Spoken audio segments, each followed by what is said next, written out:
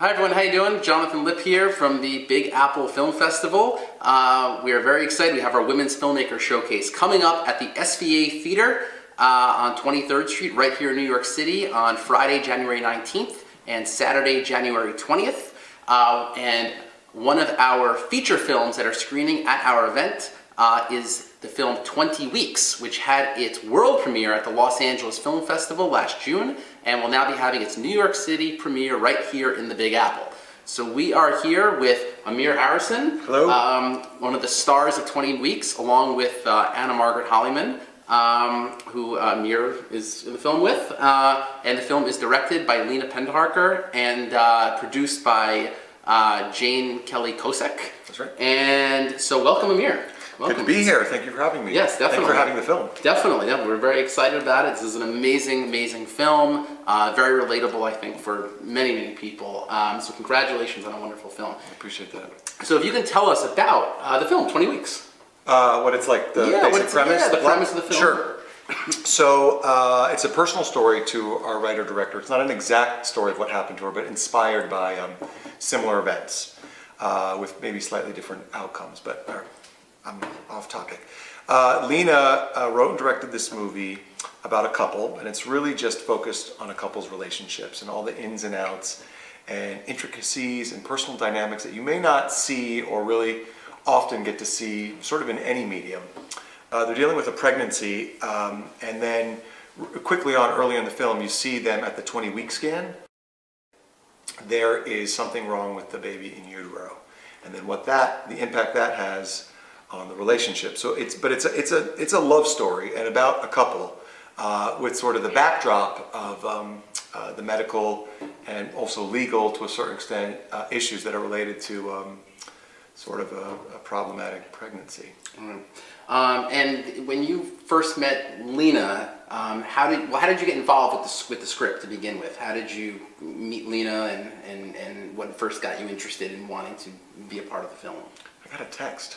Oh. She got my number from her. I was like, how did you get this number? She didn't tell me. And I got a text saying, I have a script for you. And I said, send it to my manager, Lillian, who also has a movie. Yes. My name is Pedro playing Friday Night, which is crazy. My manager has been working on a documentary for 5 years that is also in this film festival. Yes, it is. Yes. So I'm really excited about all the women in this female film festival. So I said, send it to Lillian, send it to my manager. And I'll take a look. And then I got it, and I was like, oh, I'm on every single page of this script, this character, and it's really just it's this couple's story. She's on every single page. I'm on 98% of the pages, and I was quickly drawn to the style of the movie, because it's told.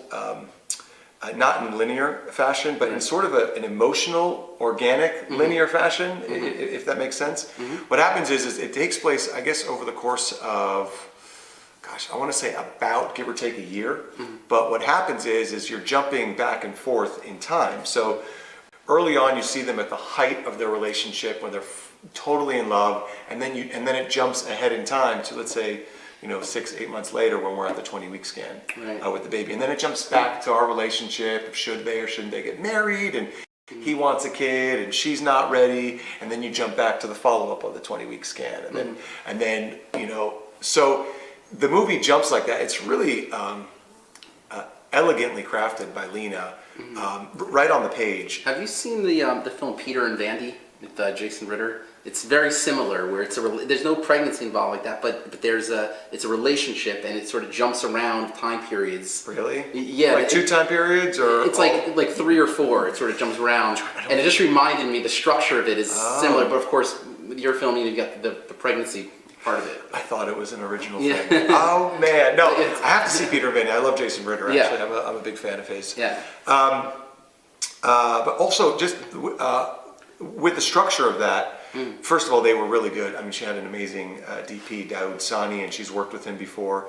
And the color palettes they choose in the different time periods. We actually have 3 different time periods. We called it, when we were working on it, we shot the past, the present, and then there's a little bit in the future that you know. Yeah. And so literally there was a different color palette. I had different, to help the audience, I had some different facial hair, different haircuts with different, obviously you saw the baby at different, there was the 20-week baby, there was the 8-week baby, there was the different time periods and the different baby bumps she had. So all of that was organized and crafted really well. But so when I saw that, I was like, well, this is an enormous opportunity.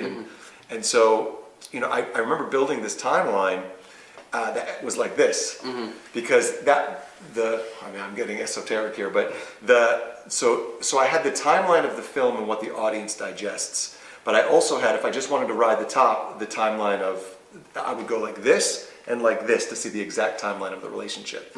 So anytime I was preparing, because you know we're shooting out of order, but when we're just shooting the past, we were shooting out of order this top part, if this is making sense structurally, diagram. I'm making a diagram on here.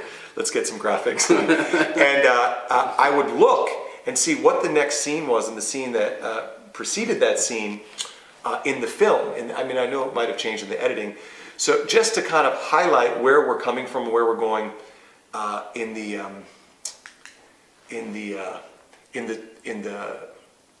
film's delivery's storytelling.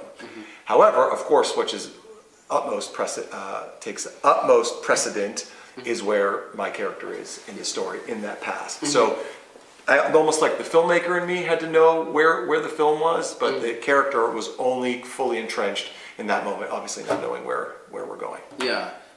When Leena first developed the script, did she always, from the beginning, want it to be sort of non-sequential? Was that her vision? I don't know. I know she had the script a little while before we'd been working on it, but I think so. I think so. It's kind of hard to imagine any other way. I know she'd been working on it quite some time. You also asked me how it came to me. How you and Leena. Well, that's related. That's related. So when I got it, I saw right away. I understood the character of Maya, Anna Margaret Hollyman's role. Right. I understood her point of view right away, and I saw the potential of Ronan. But I felt at the time that the female point of view was much clearer, and so I was like, I'm really drawn to this, but you know, I'm wondering how open Leena is to maybe talking about it, collaborating, finding out what she's going for, and maybe even like, you know, adjusting some, no structure, no nothing, just some dialogue and some specifics to make sure I know, you know, making sure she has the right actor, and I am doing what she is setting out to do, and in that process, maybe perhaps make a few changes. So I remember thinking that, and I was like, and if we're not on the same page, then she can go find someone else, and I'm not the right actor for her, and you know, but if we do get on the same page, well, this will be great. So we thought it would be like a 2-hour call. We Skyped over 4 different days over 20 hours. Wow. Page by page. Oh wow. And literally going over every single scene I'm in, and then going over every single line, and just making sure. I mean, I like to be as specific as possible. And she was like, "Oh, I never thought about that. That's a good question. What do you think?" I was like, "Well, what were you thinking when you were writing it?" Well, she's like, "Well, I'm going for this." I was like, "Well, that's what I saw." So she read the part, Anna's role with you on Skype. Were you going sort of? Sometimes. Yeah. Sometimes. Yeah. Sometimes. Just exactly. We weren't like doing we really more were like talking about the lines, and then I would maybe read my line or something. Oh, okay. We weren't like redoing the scenes. Okay. Maybe a couple times she would do that. Can't remember exactly. But and we made a few changes. You know, making sure I was like, is that subtext? Is that, you know? And she was so cool and so like open to collaborating. And I sort of saw a real openness to her and a very clear, calm vision. So it was like it's like, I don't know what else you could ask for. Someone who's totally open to your ideas, my ideas, but also at the same time, really without pushing, knowing what it is. She's like, well, no, this is what I think it should be. And I was like, okay, if that's it, then I should probably play it like this. Yeah. She's like, great. And then she said that, she's like, oh yeah, then we don't need that line. I was like, okay, we can. So it was a real, the structure of the script had changed, no scene change. I was going to ask if Leena gave you any room for any improv or anything, or is it sort of very... On set, she did. Oh, she did? She was not precious about anything. Oh. She wanted it to be as organic and in me and Anna Margaret's most natural voice possible. We stuck to the script, but You know, it's weird. I've never really improvised in a drama. You know, I mean, I guess on the blacklist, but that's, I mean, but I only improvise when it's like funny stuff that I get to do. But so, you know, it ended up I thought I would more, but we ended up kind of, we stuck mostly to the script. But sometimes would be telling, I was like, you know, is it okay? She's like, oh, I love that. Yeah, keep going. And then Anna Margaret's also like a wonderful comedian. And like, you can go, she will go toe to toe with any improv. Like, we would like keep kind of going and going and going. I mean, I remember there was like, Leena has all this footage. It could have been a comedy. I mean, there was so many, we would finish scenes that keep kind of topping each other and ribbing each other, which kind of helped us sort of develop the chemistry of the relationship.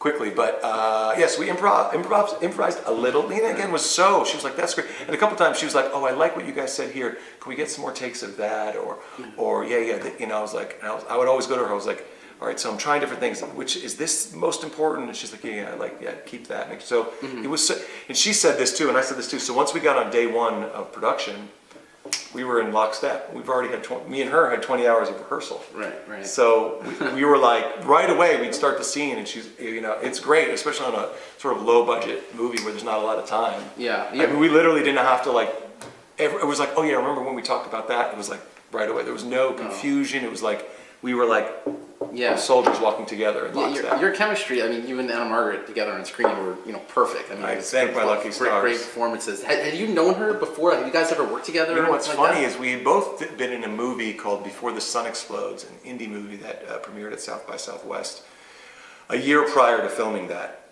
And we both had sort of like cameo roles. So I saw her in that and had heard about her. And she saw me in that. Literally, I had just come out when we got hired to this. I was like, oh, she was that awesome sister character. And she's like, oh yeah, you were that funny, like, weird, creepy guy that was like after her. Yeah, that's a great description. That part. And we, and then we had all these friends in common. So right away we were like, blah, blah, blah, blah, blah, blah, blah. Yeah. And I think our first scene shooting was when I had to propose. So it was like, that was like, awkward, but in a great way. Right. So we got on, and then we became friends too. And like we kind of just like we would finish shooting. We would, you know, there was Jane Kelly. Neither of us had cars in LA at the time because we weren't living there at the time. So our producer would pick us up together and then drop us off. So we had car rides and we would eat lunch together. We literally just kind of became like best friends on the set. So it was great. And we were like, is that working? Can I set you up? Do you need anything? And especially all the intimate scenes, we were just like laughing, and it was so comfortable. God bless her.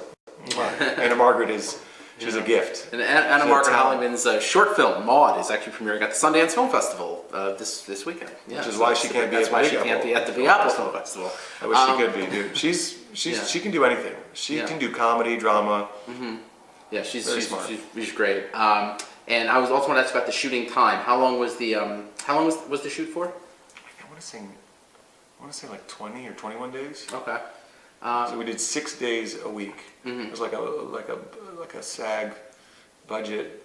Like, I don't know. There's one of the medium lower tier sort of indie contracts where I think you can do 6 days a week. Okay. And so we were shooting 6 days a week. I think in 3 weeks or 4 weeks, something around there. I think I shot 19 out of 21 days, something like that. Okay, yeah. And the film had originally premiered, it had its world premiere at the Los Angeles Film Festival back in June of 2017. Yeah. Were you at that premiere? Yeah, I was. So how was it received when it was first unveiled in LA? Did the audience seem, super excited and moved by it? That was a tremendous experience. It's probably the biggest screen I've ever seen a movie that I've been in. Is that the ArcLight? It was at the Culver City ArcLight? Is that the ArcLight? Is there an ArcLight? No. That's not is that a ArcLight at Culver City? It's the Culver City Theater. Okay. Forgetting if it's ArcLight or not. I think most of the LA Festival screenings are at the ArcLight. It is. Sure. Yeah. It is. And we had a big theater, and Leena was sitting in front of me, and anytime there was like a laugh or good moment, she was like, she was so cute. She was like a little kid, and I'm sitting there like this. Like, oh my God, is this okay? It was intense seeing it. I had seen a screener of it on a laptop before, so I knew what to expect from the movie. But it was great to kind of see where they laughed and how with us they were, and Yeah. It was cool. It was painful to watch though. It was just painful as a character. It's remind me of and then what my character has to go through and what they both have to go through. And I don't want to give away anything at the ending, but they're both flawed characters who do kind of great things and do kind of, I don't want to say terrible things, but you're watching a couple. I'm afraid I'm going to give too much away, but it's hard watching. How do I say this? Making a character that may not make the same decision as you might make, but fully making it as realized as you can. It's something I talked to Leena for a long time about. So that there are fully digestible human reasons of why that person does that. And going there so that almost so much so that you believe it when you're doing it. And then when you watch it and you're like, oh my God, and you're like, you're like believing it, but like it was painful, but in a I guess in a good way. Right. I don't know if that makes sense. No, it's interesting. I've always wondered, as an actor, if either you don't agree with the decision, or you're not sure how you would agree. You're not sure if you would agree, and then you're in that situation on screen, and sort of how you deal with that. I mean, you always you never judge your characters when you're playing them. You just kind of have to separate it from your own. Yeah, you have to love them. Yeah. You have to honor them, even if they're a serial killer. I mean, you're playing that character. Right. That character has a logic, or has a need, or a reason, or you don't have to be them. Right. But you have to kind of get I remember an acting teacher in college says, play every villain like a hero and play every hero like a villain. That's interesting. Yeah, because there's no villain thinks they're a villain. Right. And often heroes don't know that they're heroes. I guess like some of the best villains in films, I've always thought that they were heroic. Justified, right. Like the one Heath Ledger one when he was the Joker. Of course. And anarchist. He was a total anarchist. Yeah, it's just, they think they're heroes. It's amazing. So I just want to also... I just want to say that neither character is a hero or a villain in this movie. They're just two people who are trying to make it through. Yeah. Sorry, we veered off there for a moment. I just want to ask you just a little bit about your background. Did you start out in theater and then you moved into television? Just a little bit about you. Some of the other work you've done, besides the 20 Weeks. Thank you. I did come up in the theater. I did theater growing up. Remember, I wanted to become an actor after getting up my first big laugh in a play in the 6th grade. And I was like, oh, okay, I'm going to do that. And so, and then I started going on auditions for commercials in high school down in Florida. And so when I graduated, I, hit the pavement and just started auditioning for whatever I can get my hands on. Did a couple lines on a soap, started going on tour with theater, then kind of started staying in New York and doing a lot of, off-Broadway shows at the Public Theater, at the Signature Theater, and sort of around New York. And then that's kind of got my TV career started, if you will, so because the casting directors in New York would go see some of those plays, and then I started getting on Law and Order, and literally piece by piece. And then I eventually wanted to make my way to, but that's like I'm describing a good 10 years after college of that. I think. About that. And then I knew I had to go to LA because I really sort of my dream was kind of to do like a series. I always wanted to be on a series either like Friends. I wanted to like be Ross on Friends, or like a series like 6 Feet Under. Okay. I wanted to be like Peter Krause or like Michael C. Hall on a show like that. Right. I know they're totally different, but I felt like those were like two different things I could do or wanted to do. Yeah. So I moved to LA and was there for a number of years. I also felt like when you're auditioning for pilots, I would get close, but then they're like, "Oh, we found someone in LA." I was like, I need to get in the room with the producers, and different energy or sort of chemical exchange happens in the room as opposed to just being on camera when they're watching your audition, maybe on an iPhone or on a laptop or something. Yeah. So, and it was true. There was more movement, and sort of got more tests for pilots, and started moving. Did a few shows out there that kind of helped open some more doors. I got to do a small arc on Homeland.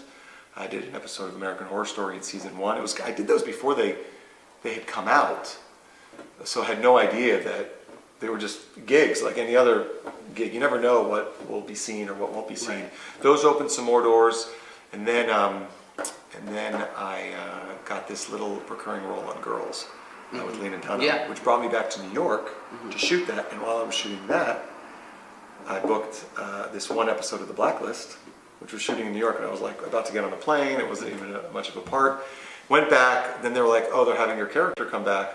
So I came back, so I was kind of back and forth, LA and New York, and then it looked like I was going to be around a while longer, and then I had to move back to New York to shoot the series The Blacklist, which was, I went to LA to do TV, and then came back to New York to do TV. Right. But then, Jane Kelly Kosek, our producer, is a fan of The Blacklist, and she was like, Leena, take a look at this guy. And that's how I got the part. Wow, look at that. It's amazing. One thing leads to the next. And tonight, which is January 17th, is the 100th episode of The Blacklist. Yes, after this interview, I have to run home and live tweet. Right, so congratulations on that. Thank you. That's awesome. Congrats on the 100th episode of The Blacklist. It's a very exciting week, and I was just walking down the street being like, wow, we all work so hard in this business, and we push, and we can be hard on ourselves. I was like, I'm going to get interviewed at my manager's office for a showcase, female filmmaker showcase, which is so important in this movie I'm proud of, and then I got this 100 episodes of the show. It's amazing. It's amazing. It's amazing. I feel like, Yes. Well, congratulations on the film 20 Weeks. Thank you. And on the 100th episode of The Blacklist. Congratulations. So 20 Weeks, starring Anna Margaret Hollyman, Amir Arison, directed by Leena Pendharkar, and produced by Jane Kelly Kosek.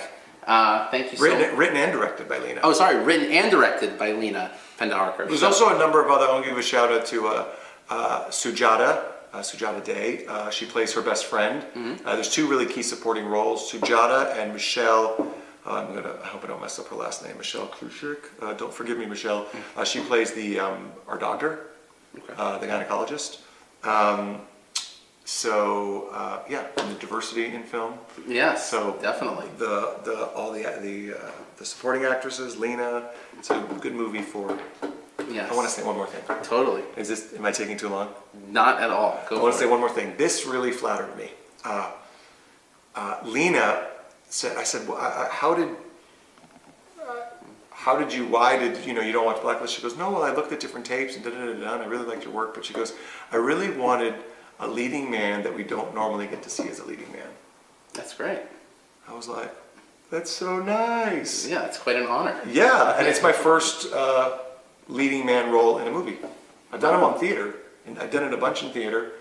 And wow, this is Amir's first leading roles. So thank you, Leena. Yeah, amazing. Well, 20 Weeks, January 20th, 8:15 p.m.